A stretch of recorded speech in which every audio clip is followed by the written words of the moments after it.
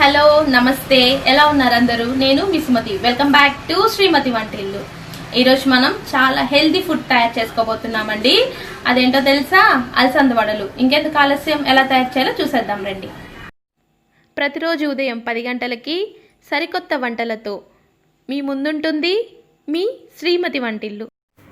ముందుగా కావాల్సిన పదార్థాలు ఏంటో చూసేద్దాం.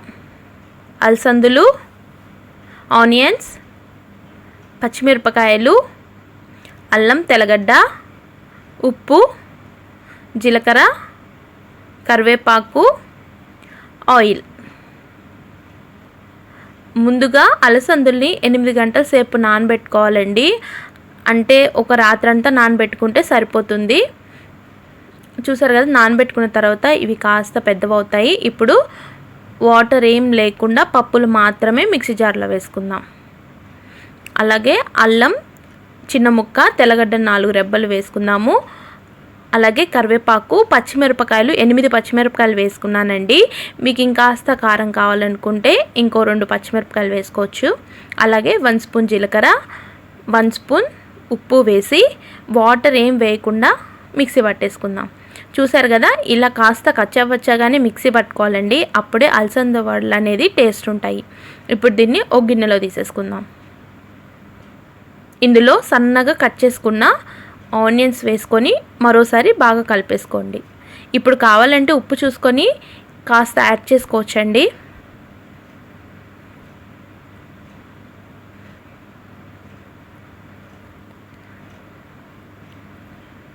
ఇలా బాగా కలుపుకున్న తర్వాత మీకు కావాల్సిన సైజులో పిండిని తీసుకొని అరచేతిని కాస్త తడి చేసి మన మసాలా వడలు వేసుకుంటాం కదా, సేమ్ అదే ప్రాసెస్ అండి. ముద్ద తీసుకొని ఒక్కసారి ఒత్తి ఆయిల్లో వేసేసుకోవడమే.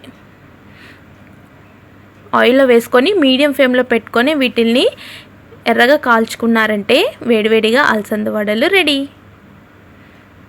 చూసారు కదా, కాస్త అటు ఇటు తిప్పుతూ మనం బాగా ఎర్రగా కాల్చుకోవాలండి. సిమ్లో లేదంటే మీడియం ఫ్లేమ్లో పెట్టి మాత్రమే వీటిల్ని కాల్చుకోవాలి. హై ఫ్లేమ్లో పెట్టారంటే పైన కాలుతుంది కానీ లోపల కాలదు.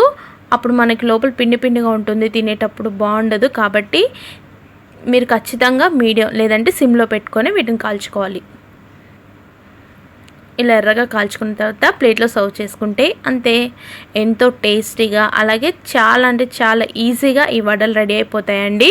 మన బంధువులు ఎవరైనా వచ్చారనుకోండి ఇంటికి, ఎప్పుడు మామూలు మినప్పప్పు వడలే కాకుండా ఇలా కాస్త వెరైటీగా అలసంద వడలు చేసి పెట్టండి, ఎంతో ఇష్టంగా తింటారు.